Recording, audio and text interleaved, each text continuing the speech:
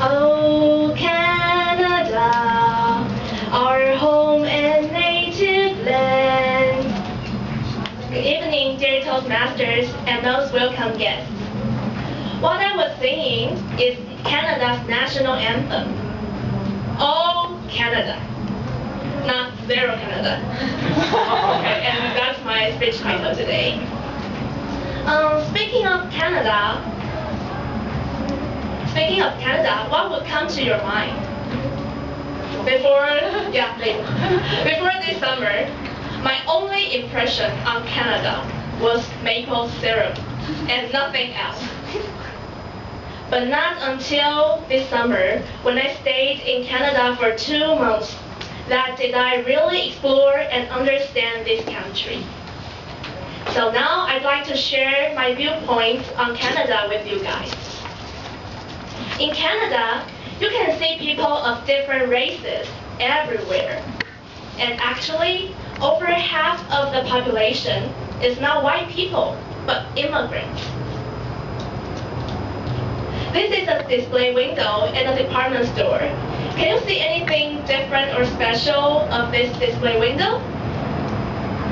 I found it really interesting that a clothing store has to use models of different races to attract the women in Canada. That's really interesting, right? One day, a friend of mine who is from Toronto was thinking about what was Toronto famous for, and he mentioned that Vancouver is famous for its sushi. At that time, I was wondering, isn't sushi from Japan? It's not Canadian food. And then he suddenly remembered, Toronto is famous for its hot dog stand. Well, hot dog stand should be from America. It's not Canadian food either. Can you give me some real Canadian food?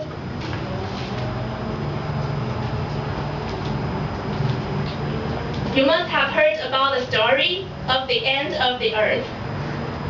By the end of the earth, each country will pick some smart or rich people to land on a big spaceship to escape from the earth and live in outer space. Those people from different countries will live together, enact new laws, and maybe form a new country to fight against the aliens. To me, Canada is like that spaceship. Most people are immigrants. They don't have their own culture.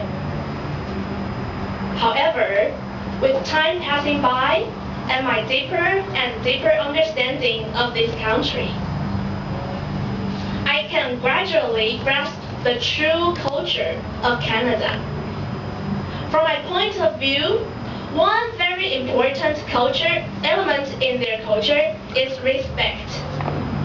We all know that Americans call the Aborigines Indians, right? But for Canada, they call the Aborigines First Nations. Why? Because they think that before the white people conquered this land and called it Canada, the Aborigines had lived on this land very long. And they lived as the First Nations. So they call the Aborigines First Nations. And take the transit system in Canada, for example. I think the bus system there is for everyone, including mothers with strollers, people with wheelchairs, and people with bicycles. You can see from the picture that the bus can take up to 2 bicycles at a time. And this is the inside of this bus. You can see the front seats can be folded. So there should be enough room for the wheelchair and the strollers. When the first front seats are needed, people will voluntarily use their seats.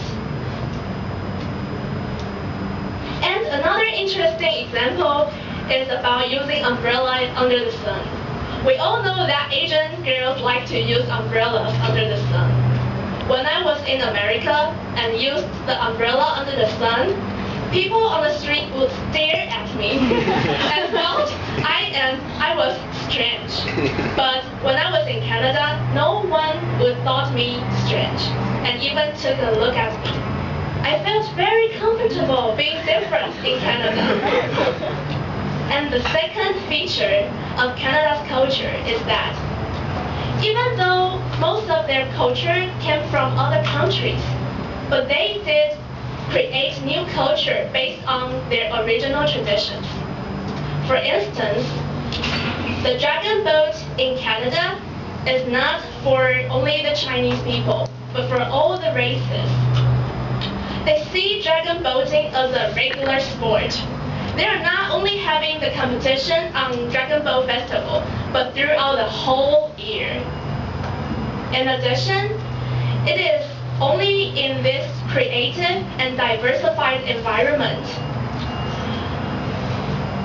that a circus like the Sun Circus could be created. And they did put a lot of cultural elements integrated into their performance. So, is Canada still a spaceship? Yes. But now I can see more clearly that the people in the spaceship are living in harmony. They all respect each other and even create their own new culture. What a lovely place to live and to visit. Oh, Canada. Thank you, everyone.